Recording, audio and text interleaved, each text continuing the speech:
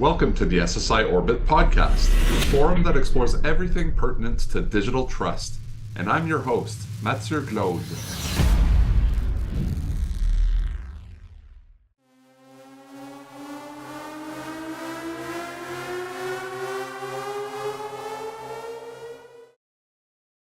Maybe a good place to start, Christopher, today is just to give a brief introduction on yourself, some of the work that you've led and contributed to throughout your career, and then maybe it'll be interesting to discuss how that all kind of led to the founding of the SSI principles and starting to think more about the concepts of self-sovereign identity. Depends how far you want to go back. I very early on got involved in a lot of pre-internet type of activities, bulletin board systems, CompuServe, where I was what they call a sysop, which is basically a forum moderator for a couple of different forums and such. So, very early in my career, I found that, Jacksonville, Florida was not the place to find software engineers, and I could find them online, again, pre-internet. This was the early 80s. So I ended up forming one of the first Macintosh software companies, published one of the first terminal applications, published the first Mac BBS, etc. So all to allow you to connect to things like CompuServe or BBSs. And so that really kind of, set where my career would be going, was, in this. And by the late 80s, I just became fascinated by this intersection of human consensus and the different methods to arrive at it in collaborative designs, and what was just beginning to emerge of what was computer consensus. So there were beginning to be some mathematical models that were proofs that this was possible in adversarial conditions, and I just really liked this whole concept. So I formed a company called Consensus Development, which was really about that intersection. And although I had a number of software engineers, around the world working for me at that particular point, I felt I really needed to be more in the center. So I moved out to California, had a very, serendipitous accident of meeting some of the people behind the Xanadu project and Amex, which was another, parallel project, again, pre-internet. And, met some pretty amazing people that were really thinking far, further than anyone else. I mean, you can see in some of the papers they wrote in 88 about autonomous agents, about smart contracts, about, all of this type of stuff. In fact, I have this little bookshelf of what I call my patent busters stuff. And I have a number of the papers and books published from that period. Whenever I see somebody say, "Oh, I invented such and such, and I'm going to patent it," and I'm going, maybe, but no. But anyhow, it just put me on the ground floor when everything kind of hit. So, originally it was Netscape. I ended up doing some work with them, RSA data security, Apple. I wrote a program for RSA data security to sign files using Apple's brand new, never ended up being published operating system that supported cryptography.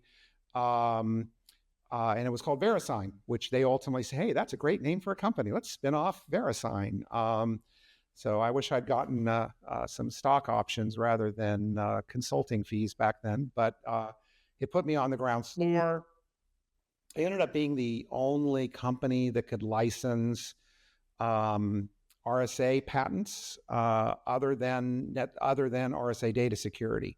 I had a sub-license for them, very limited, for something called RSA Ref, and it had to be for standards, and implementation of standards. But that ultimately meant that all the early cryptography startups were licensees of mine. So PGP, DigiCash, Red Hat, Anybody who was playing around with early security, Wells Fargo, et cetera, if they were doing an internet standard, they could license the high-priced RSA libraries from them, or they could license it from me, where the first $50,000 of royalties were waived.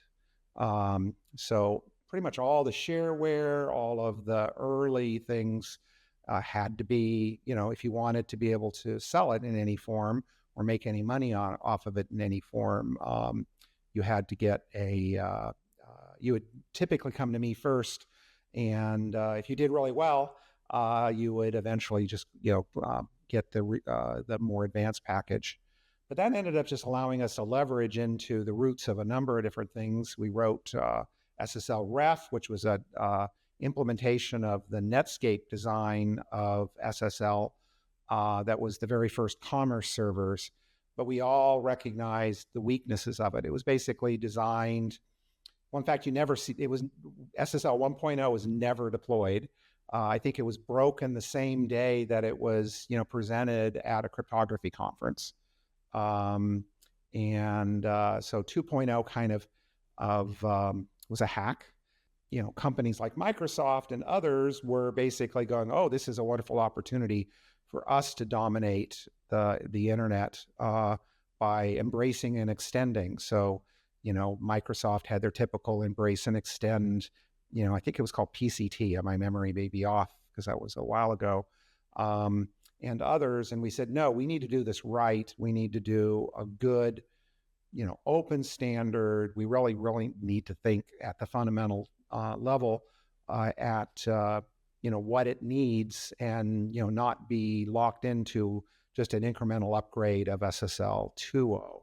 So I ended up being the co-author with Tim Dirks of the SSL 3.0 internet draft, which became a standard in 99. So it took almost 10 years to get it to be officially a standard.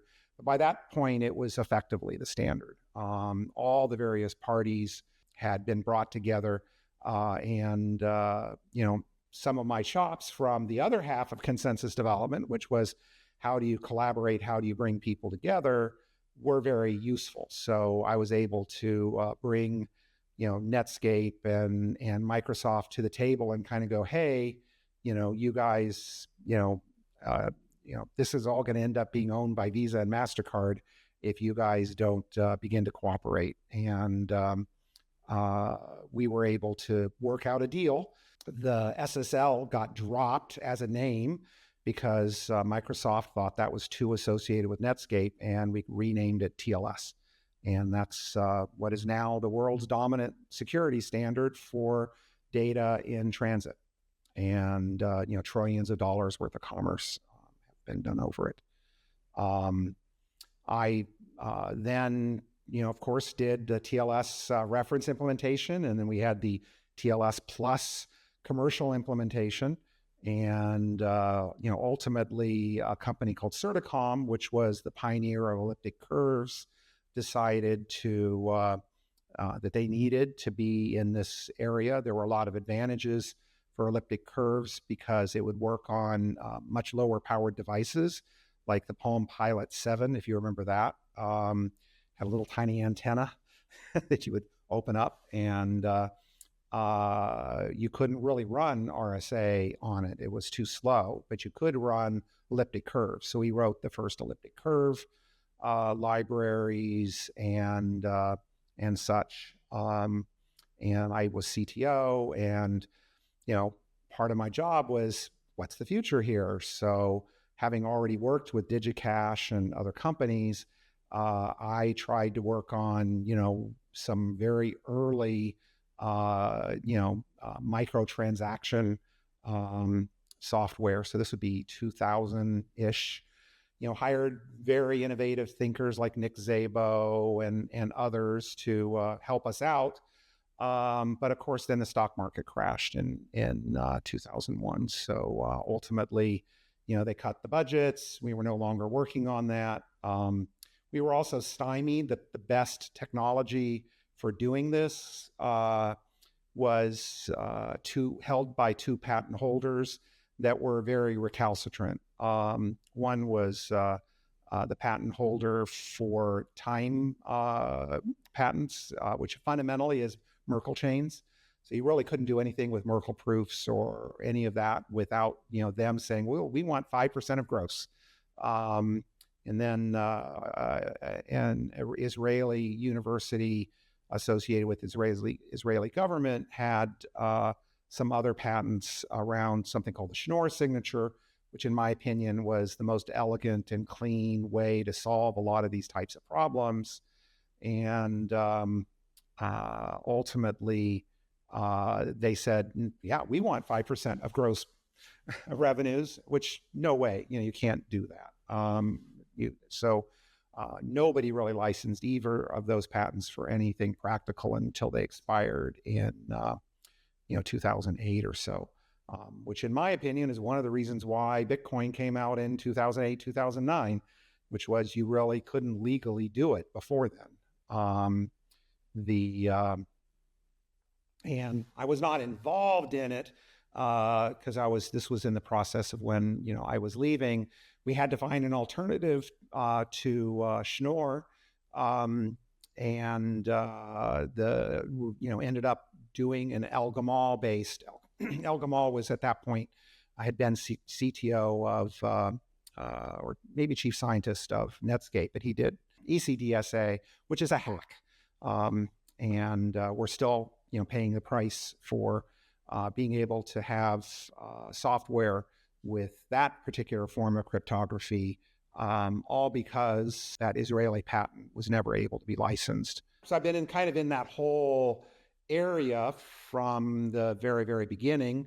But because of my work in the other half of consensus development, the human side, I also was very oriented toward, okay, so how do we work together? How do we become more effective? I was involved with some early human rights and privacy initiatives, going all the way back to the anti-clipper stuff in the early 80s, where the US government was basically saying, oh, if you want to do, anything, private, you got to use our technology, which we can snoop on, which, still haunts us to this day. And so I helped the fight Clipper, got involved in other stuff. After I left Certicom, I was vice president at Blackphone, where we tried to do a fork of Android that was more secure and more private. Ultimately, Google kind of squashed that, and various other activities until, around 2014, having looked at and ignored Bitcoin for years, partly because I'd seen it all. I mean, I remember when, I had people proposing, oh, here's digital gold. There were new DigiCash. We're going to save DigiCash and do it all over again for a decade. So when, Bitcoin came out, it was kind of just another one of these. But it just, it grew on me. So anyhow, by 2014, beginning to, understand that Bitcoin was doing some other things than just digital gold, I started teaching at something called Blockchain University, Bitcoin, and other early blockchain work, and kind of came up with what would later be the very first DID method, except instead of distributing identity documents, it distributed revocation documents. So one of the big problems that I was very frustrated with in the TLS days was we'd gone through 3 evolutions of revocation technology. We'd gone through what we thought was a very distributed, we weren't really using the term decentralized back then, but when TLS was invented, the thought was, oh, well, you can use any one of a number of certificate providers. There were 24 or so that were issuing TLS server certificates, but they consolidated. VeriSign bought a bunch, other people bought a bunch, et cetera. And then the browser vendors went, well, in fact, we don't really care because in fact we decide what certificates go in a browser. It doesn't matter what users decide what they want. So the whole thing from being a user-centric in the original TLS became very centralized, and revocation became, was one of the key problems. And I came to realize, gosh, let's just put a Bitcoin address with some dust on it inside a TLS certificate, and you just look at the Bitcoin blockchain, and if it has been spent, the certificate should not be used. Very, very trivial, useful hack. Some people actually did a small implementation of it. But the idea was that, in 10 minutes, you could revoke it anywhere in the world. Was kind of a powerful concept. And later that year, I had dinner with the former CTO of PGP. And, we were talking about what worked and didn't work with PGP. And I think we were both kind of unhappy with, where it had gone to. The Web of Trust was a great idea, but it kind of all fell apart in practice. And that's where I came up with the concept of rebooting the Web of Trust. And having this experience with Bitcoin and revocation, I really felt like I needed to get the blockchain technology people in here. So we held in the end of 2015 the first Rebooting Web of Trust conference, which included people like Vitalik, the author of Ethereum, 3 of the key Bitcoin core contributors, the inventor of IPFS and Filecoin, and a lot of other early blockchain luminaries in a collaborative event, again, kind of taking the collaborative side of my experience to take a couple of days together to kind of go, what can we do now within the people that are in this room that will make a difference? And one of those papers was on the problem of decentralized identifiers. And that was one of the first papers that was very influential. Somebody at the end of the event said, oh, this is really cool. I want to show this to some of my colleagues in Canada. Can we do kind of an international event about solving this problem? I've got some friends in Canada that'll help.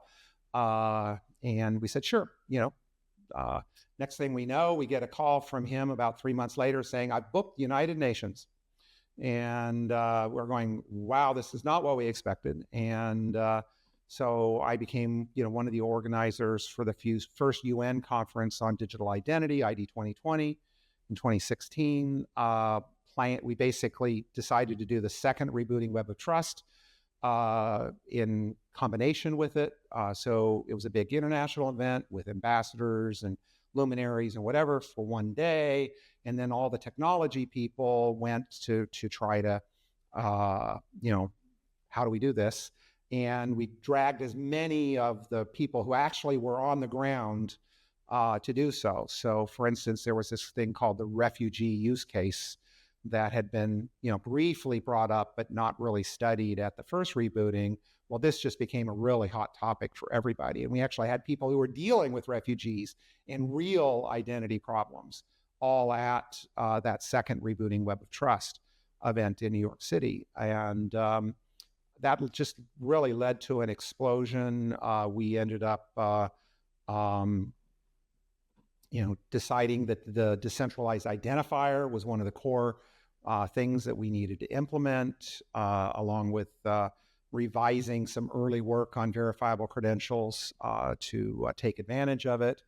And, I basically shared, my thoughts, using Bitcoin of how a, decentralized identifier might work on a blockchain.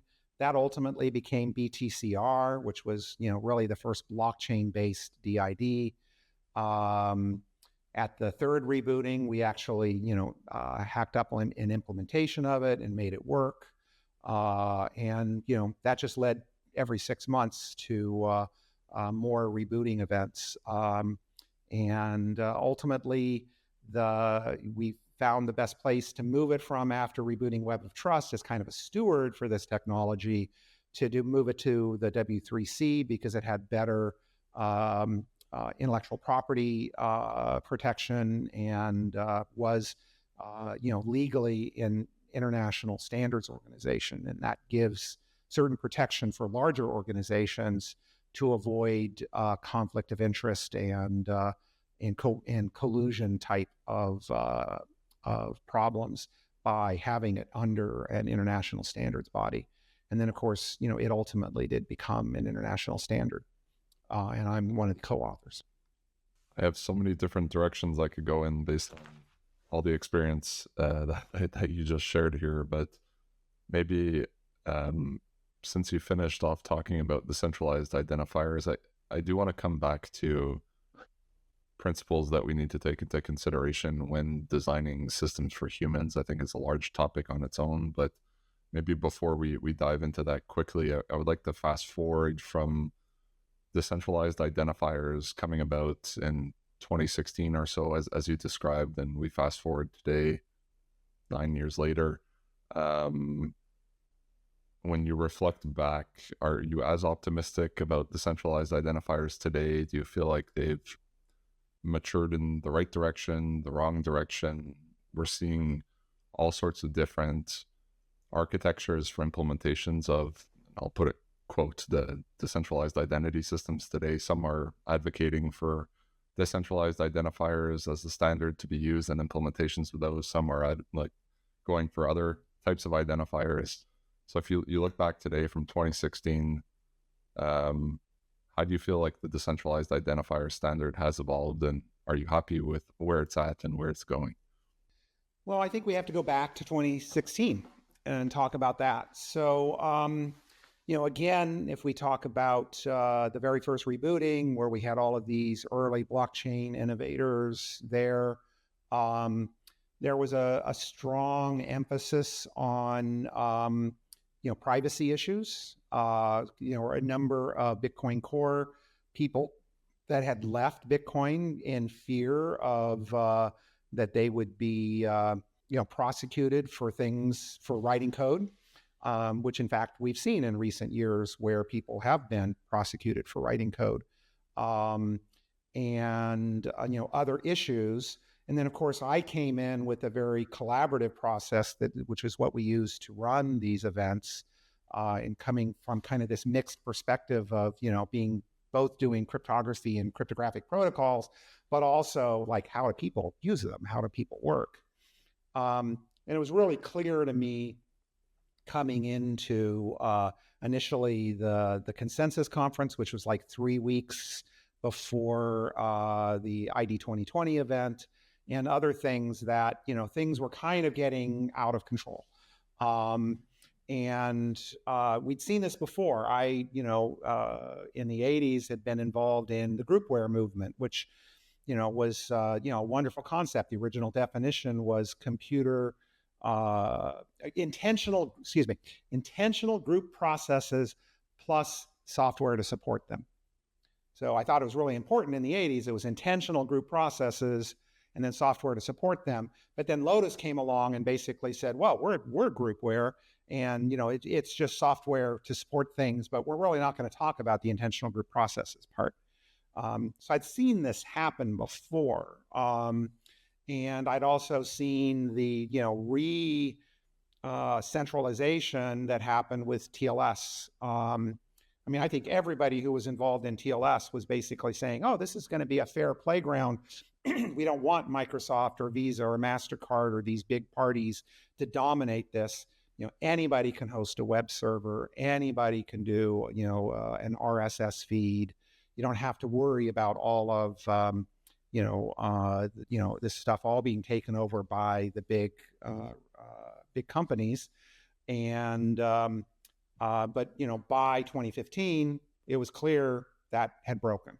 So, to that end, I started fooling around with, okay, so what are the fundamentals here? And there were some early efforts at defining what was user-centric identity. and wasn't completely happy about them. I don't like the word user. I still use it too much, but I felt like there's something wrong here. There's a petitioner thing here implicit in that word. And then, in some of my other work where I was working in the sustainability field as well, I had learned about some of these other concepts, including Ostrom's Commons, living systems theory, various complexity theories, et cetera. And I'm basically going, a lot of this is just very applicable to this. So right before ID 2020, I published my article on the path to self-sovereign identity, which is where, I chose that name out of a lot of other people who were saying, don't use that word sovereignty. And I'm basically going, no, it's the right word. Yes, it has some baggage, but there's some reasons behind it. And I published the 10 principles in that article, which, worked. I mean, literally, everybody was saying, oh, well, United Nations, they're going to be all scared of this word.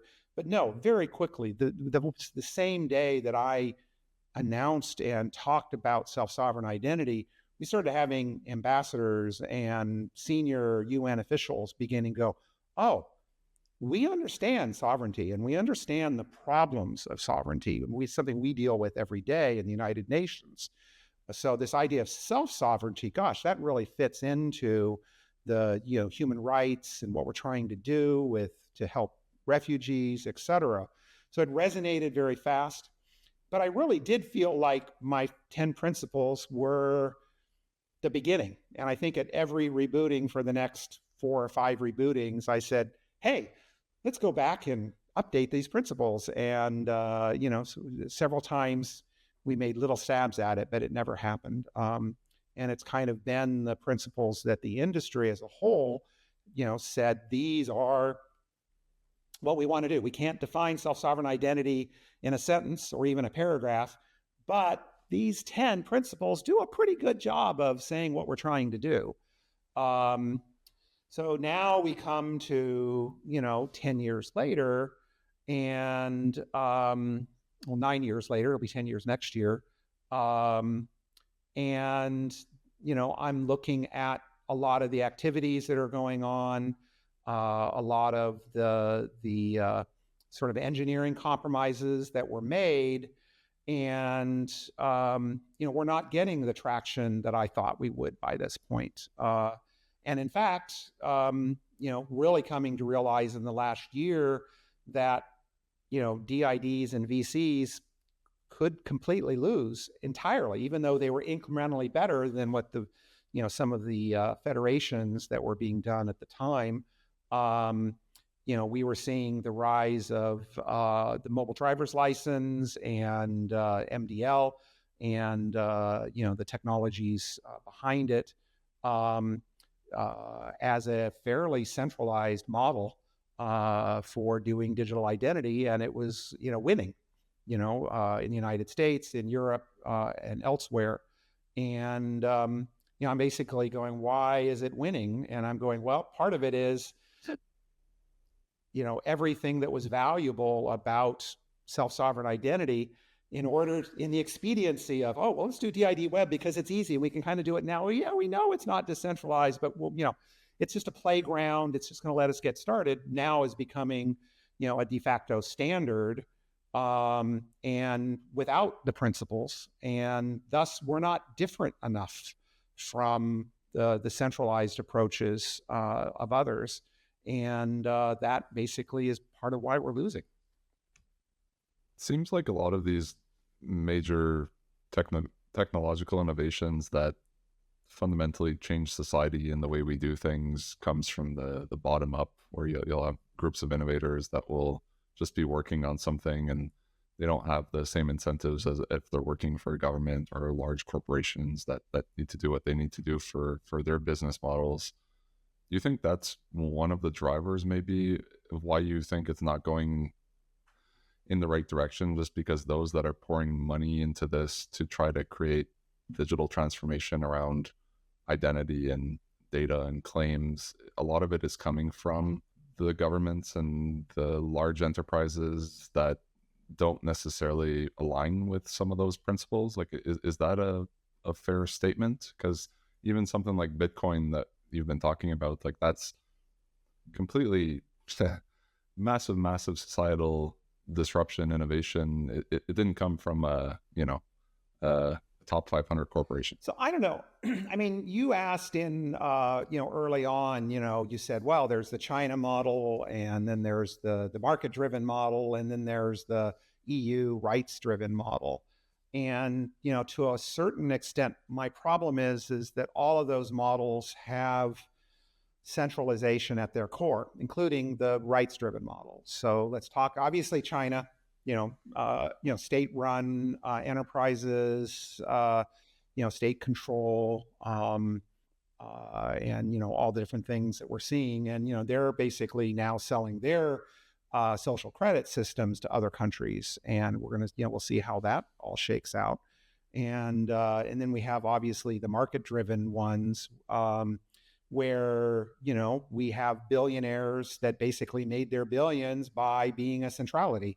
And that's even Google, which said we are not do not be evil. We are not evil. Ultimately, even dropped that statement because they realized, well, some things we just have to do, and very much have bought into culturally that there's some things that have to be centralized. That's their fundamental assumption. If we talk about the rights-driven side, which you said was in the EU, I, have some questions there because, in fact, it's, again, there's a centrality here, which is governments know what's right. Government and bureaucrats and, understand what is human rights, and thus, we're going to mandate what all of this is.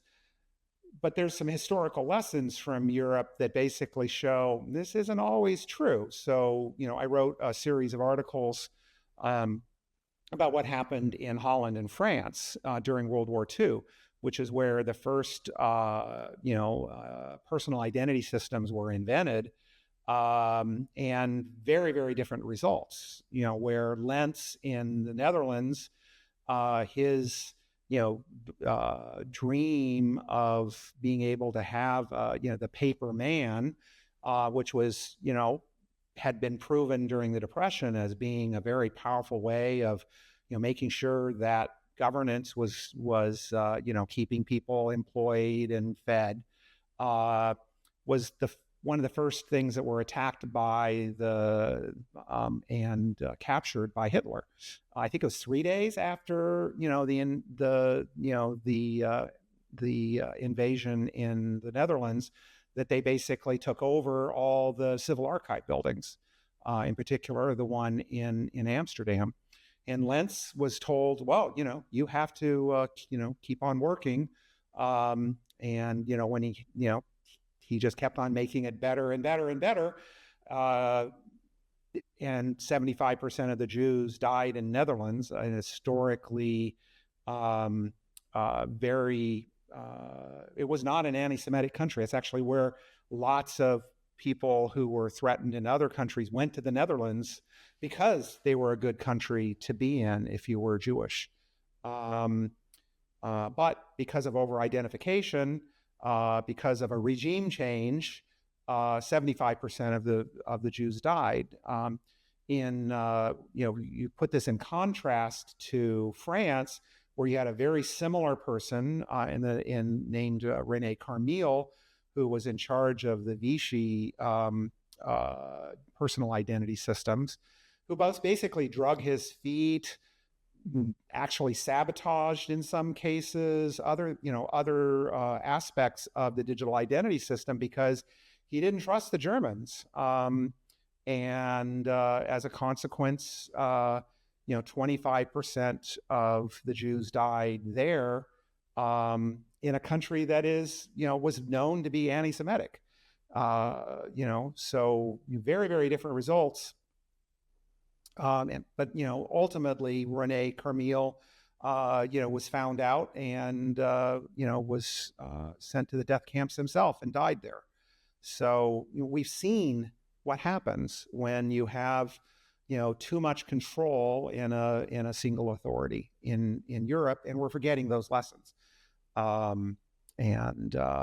think we have to be, it isn't just that, some bureaucrat in Europe or some Mandarin in Beijing, is smarter or whatever. We have to minimize the risks when they're wrong or their powers are abused, and they need to, be in favor of the individual. And that's, where, all the principles that I've written have their heart. It does feel that you said that the word user is maybe not the right word to be using. It kind of just puts the person in an awkward power balance versus some other entity.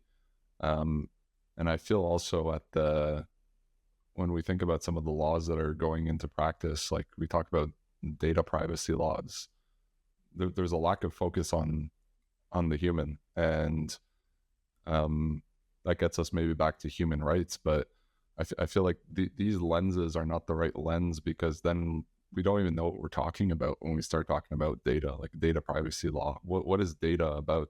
Well, I would argue that even the word privacy is a bad word, because it's not there. I mean, privacy, so what? It's too easy to do. Okay. But there's a reason, because privacy leads to a variety of things that prevent coercion. Now, anti-coercion, that's something maybe we could say, but even that, most people don't understand that precisely. It's really anti-violence. So somehow we disconnect our words from where the real power is, which is anti-coercion and anti-violence.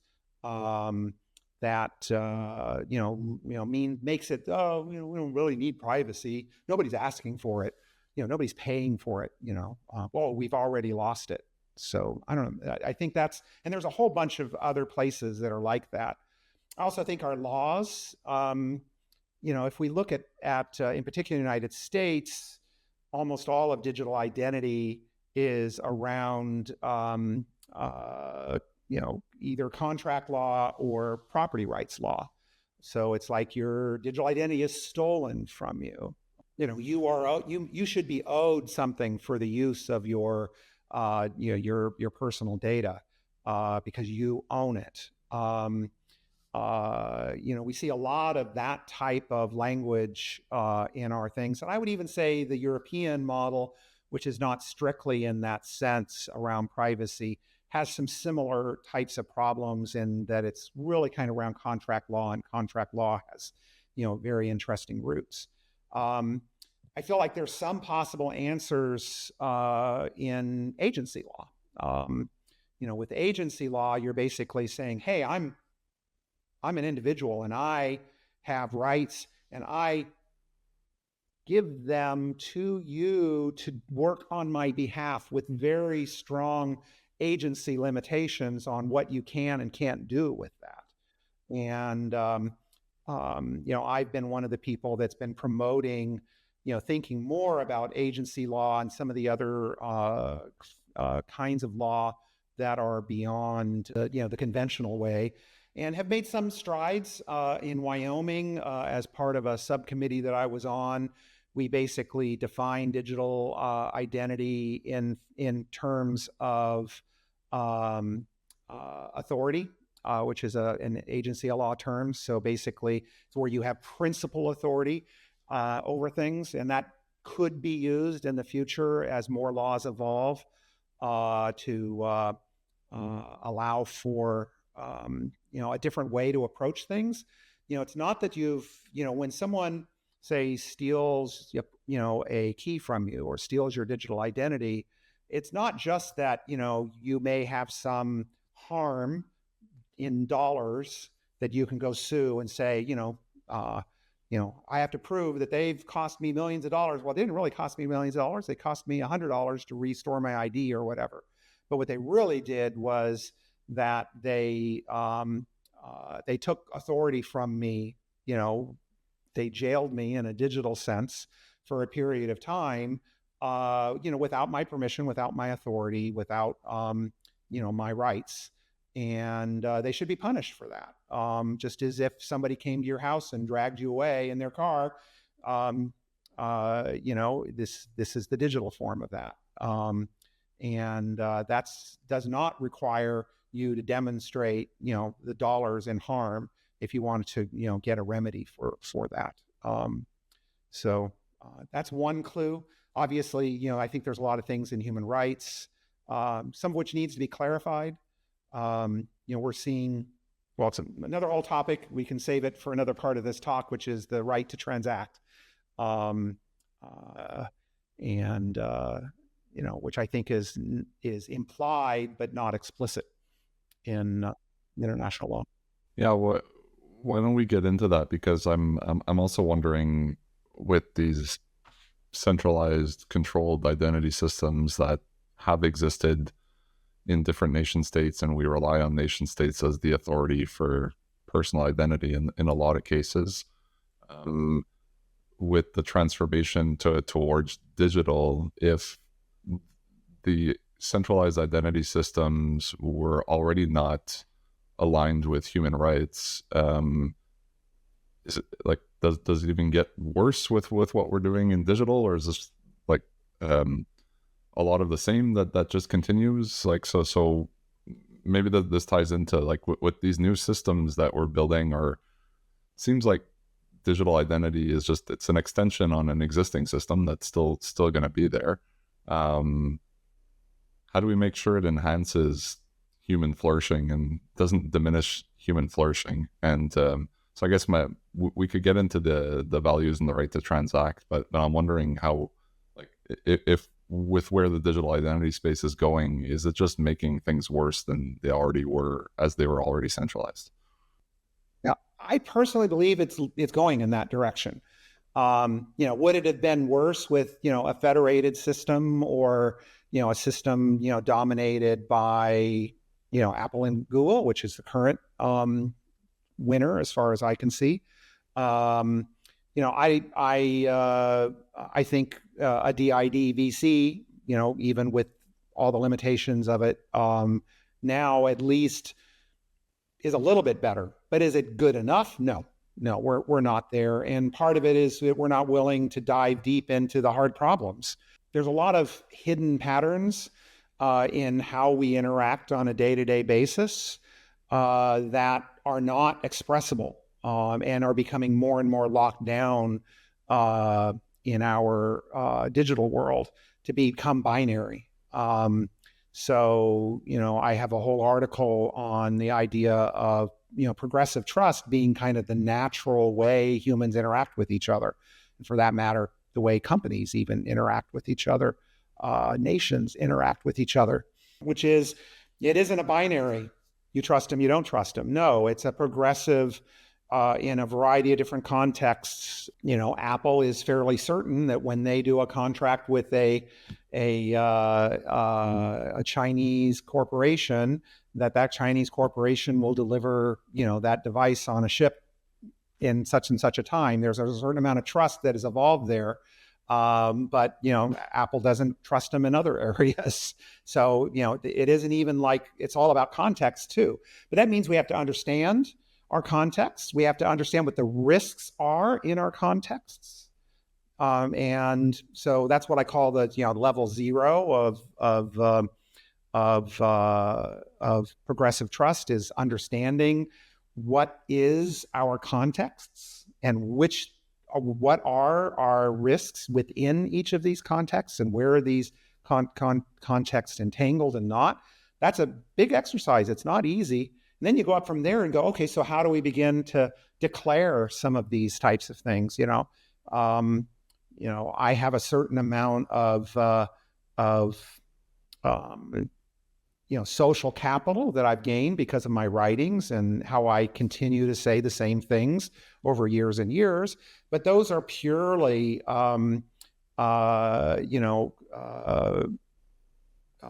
sort of the level one things. I can present you the 10 principles. Doesn't mean maybe that I followed them. You have to actually go the next step and actually look at my work, look at the results of what I've said.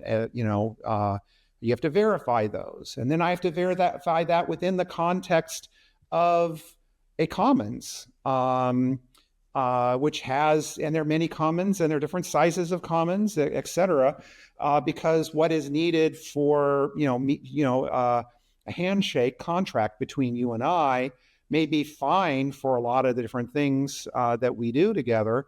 But, when the risks go up, we need to enter into another level, which might include us, having a witness or someone else understand, what's going on, or we're writing it down, or we're taking it to a notary, all these different kind of graduations. But instead, what I increasingly find, I was at a European event with some bureaucrats, and they were really excited about, we're going to do this identity system, and it's going to allow our citizens to be able to be more engaged in civic things. They can know where when there's a dead dog in the middle of the road that needs somebody from the city to come clean it up, they can do so. But this is the same group that was later saying, well, gosh, we're really scared about authentication.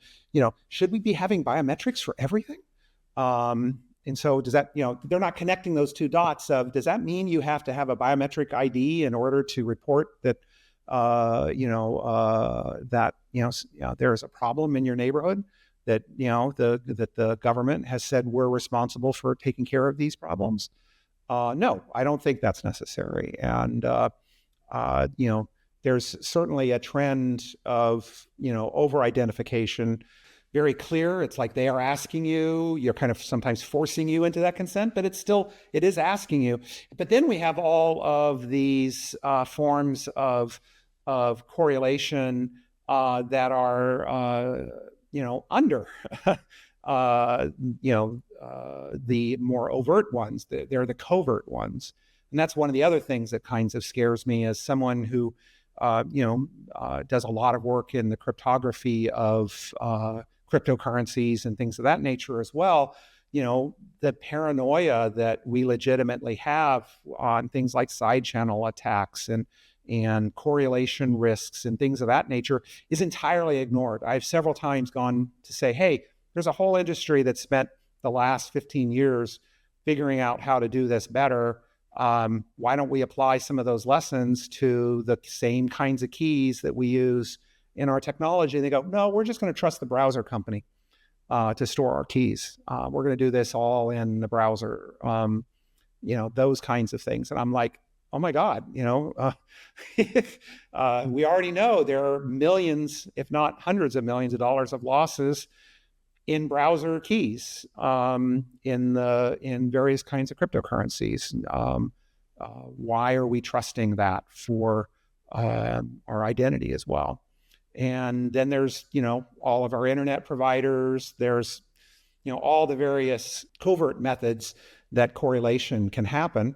And now we even have technologies like AI that can really correlate a lot of stuff with just a little tiny bit of information. We're basically kind of, going, well, privacy isn't that important. Yeah, back to the data privacy term. I think even nowadays you talk about biometrics, the whole model of us just giving some data to an entity and them storing that data, and then we have some rules around that exchange of data. Like, it feels like it's game over. Like with the amount of videos that are capturing everything, how easy it is to do correlation through biometrics, and even walking into airports, I still feel so uncomfortable when you get your face scan there, and you kind of, you're pretty powerless in these situations. Like, yeah, okay, you could consent because you could choose not to do it, but it's almost like you can't live society like in the way society works, the way you want to live to do things. You kind of lack the ability to have certain freedoms if you don't just comply to these models. And so just thinking about data privacy and consent, these types of things, it's almost like they don't really matter anymore. I mean, I do try to, I try to think big and small. So, if SSL and TLS have become the model for data at transit, we haven't really solved the problem for data at rest, in particular for privacy. So, this was something that I kind of had an inkling of when we were doing the DID and VC specs, but didn't have a concrete proposal to how to solve it. Tried a couple times to get some selective redaction, I think was the term back then, things into those. And they're just, basically, again, the answer was, nobody was willing to pay for that. And so I had to kind of take a break from a lot of my standards activities, reduce them down to the minimal to write Gordian envelope, which I hope will become the standard for data at rest. So, and one of the fundamental principles of it is that it doesn't all have to be there. You can basically elide anything and basically later be able to provide what is missing. I mean, I can give you, a whole bunch of statements that, are necessary for, our interaction, our commitments to each other, et cetera. But I don't need to reveal all those other different things. I can elide them such that later, if you need to prove them, or we need together prove them in the court of law or with some, commons organization, we can do so. But they don't need to be there. And that, becomes, it's fundamentally built in at the very bottom level, that capability. And then we've built other things on top of it. It turns out to be a very useful characteristic to have. It allows for, a variety of privacy scenarios where the holder can decide based on their risks what they need to share with other parties. The easiest example I've given a couple of times is in educational claims. You have an institution that has been often either authorized by the government or by various kinds of other agencies or collaborative bodies to basically say they are a legit institution.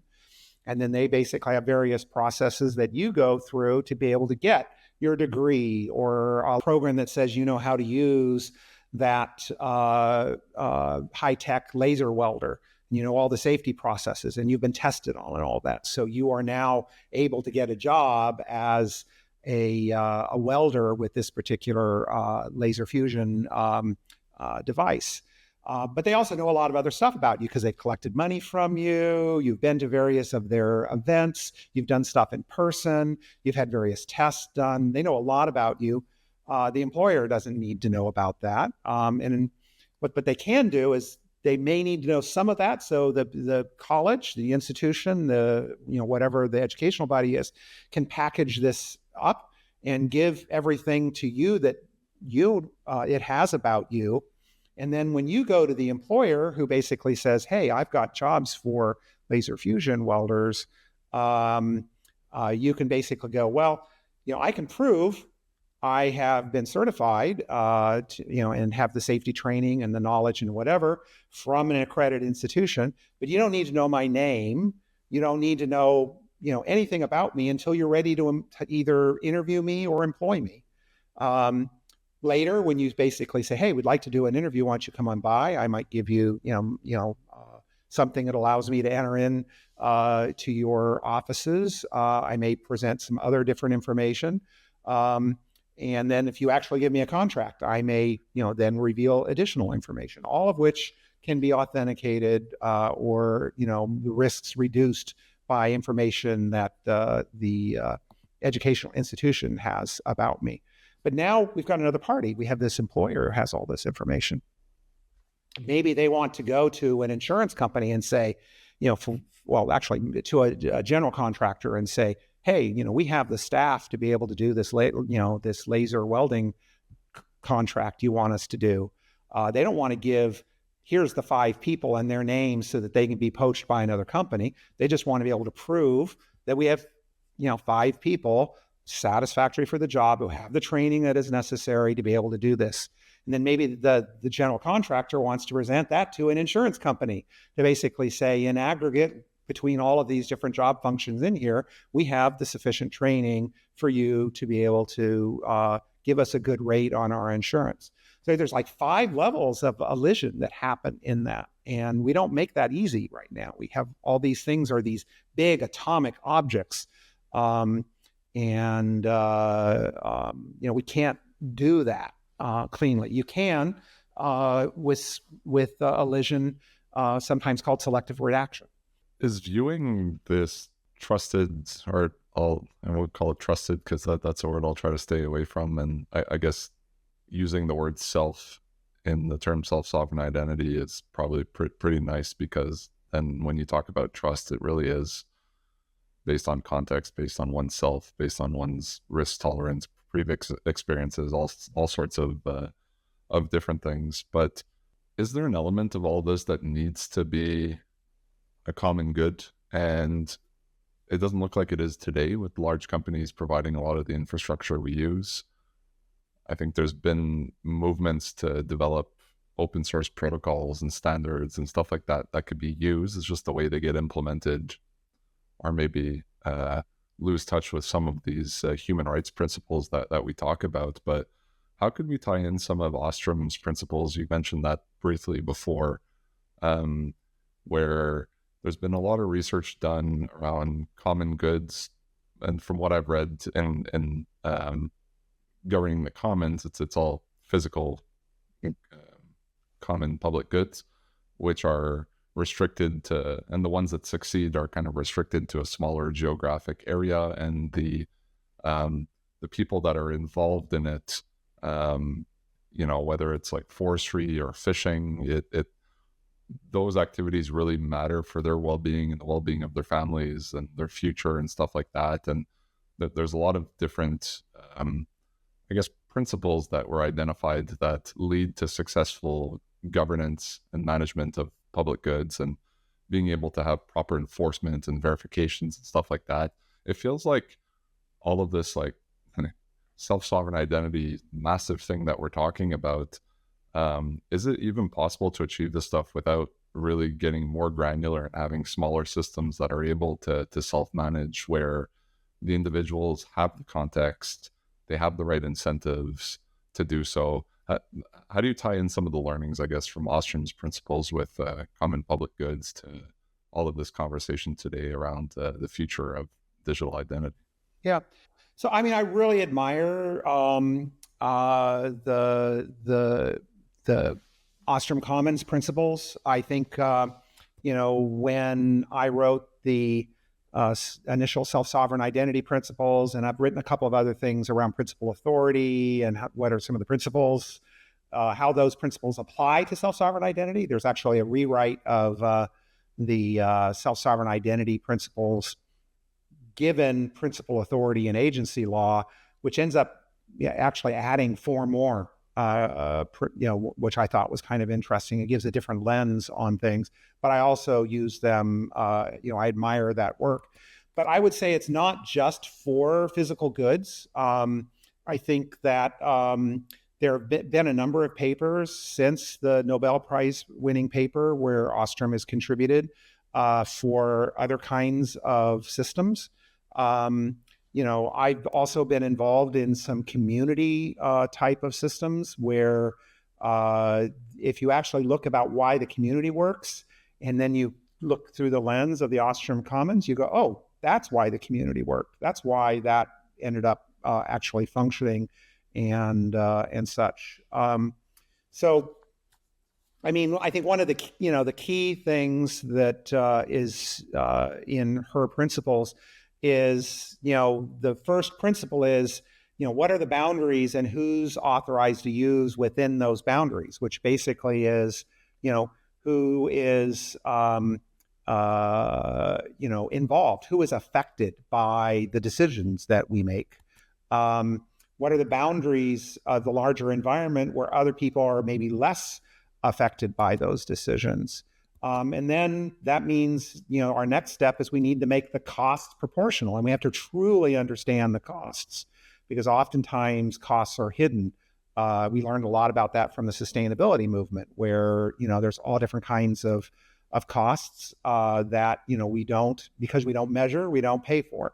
Well, we need to learn how to measure them, and we have to pay all of those costs. And then we have to, not only decide inclusively with all the different parties, we have to adapt for very different local needs. In order to do that, we need to understand about the non-local needs. So we need to understand, how we share knowledge. We need to share how we monitor these things so that we can become better at it and learn from other people. We have to hold people accountable when they violate the boundaries and violate paying the costs. We have to resolve conflicts, and they have to be resolved quickly.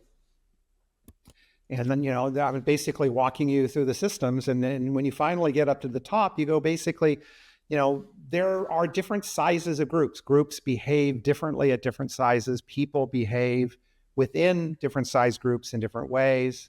Commons kind of are embedded inside commons, But you can apply all of this to a variety of ecosystems. I have written about applying it to a particular publishing movement, why it worked and why that particular base of community became involved, contributed, grew, and made that community a vibrant community. But I could also apply it to open source. We should be looking at all of these different principles because open source is a commons. Where open source worked more effectively a decade ago is because various parties are not being held accountable. I like the open source pledge. The open source pledge says, if you're using open source and you have development members, you should be paying $2,000 per employee that is a developer to maintainers of open source projects. If you're paying $150,000 a year, maybe if you're a blockchain developer, $250,000 or more a year, $2,000, that's a small fee to considering that all these people are using open source. People aren't paying that. I have this long article on kind of applying these ideas to basically say just being open source is not enough. You really need to be doing open development, and there's a lot of different aspects of open development, which isn't just that somebody can inspect your source code, but things like you're cooperating with other people, you're listening to their feedback, you're accepting their issues, you're distributing the risks. There's a whole approach to that type of thing. So, a lot of my initiatives in the next couple of years are kind of, going, where are there small groups that, have interest in working together and collaborating together that could benefit from using self-sovereign tools, self-sovereign approaches to managing how they work together, how they collaborate together. And, where is the sweet spot where, everybody can get at the end and feel like I got my fair value out of the effort and the investment I put into that, which might not all be money. It might be, the time that I spent, in various activities for that. But at the end, I and everybody else in that, need and should feel that we got our efforts worth. So where are those communities? I think an easy one is around different kinds of open source projects that have distributed ownership. It's not like one person and a few collaborators. I think there can be better tools for that and managing that. And obviously, since we're writing tools, we can kind of dovetail making our tools better by getting involved in those communities. But they're not the only communities that create things. I've been kind of fascinated by the underpinnings of how Hollywood works, more specifically how film industry as a whole worldwide works, and how financing works, how the various all the various contracts and relationships, et cetera. Can we make that cleaner? Can we make that can we make it such that the indie movement of the under $1 million movie, which there's a lot of them out there, can be more fair, and can these eventually allow us to solve some of the problems that the union strikes of last year identified that are coming to be when we have stakeholders out there that have basically decided you have to pay us rent to be in our studio system, or you're going to have to give us all your copyright, and there's a lot of these problems have been identified, but we don't have solutions for. Can we solve it at a small level, inexpensive enough that we can support the software to do it, but also in a big enough project, $1 million movie, $1 million collaborative book, other kind of creative works of groups. I appreciate the sentiment that the original 10 principles of self-sovereign identity were never meant to be an endpoint, but just kind of a starting point for deeper discussion. And as you mentioned, there were 4 new ones that were added based on new learnings. I was going to wrap up the conversation by asking you, just because at times it's easy to look at things that we think aren't going well, and to talk about that. But I wanted to try to take the lens of where are you feeling optimistic about the future, and where do you want to be investing your energies. But unless you have more to add, I think you just started touching upon some of that again just now, by applying some of what's working in other spaces and really focusing on smaller groups that can make a deep impact. I think we're all optimistic because we're all pushing and trying to move the needle and push these principles for humans and make life better for humans, because that's what life is about. Any final thoughts or words of wisdom for our listeners? No, other than, do as I did, articulate your values, your own principles, and begin to evaluate your work and your priorities through those lenses. You may find that, a very small difference in the choices you make could have big impact because they were informed by your values. And but if you don't understand your values, you can't act on them. Great point to end on. Thank you so much, Christopher, for doing this with me today. Certainly. Thank you.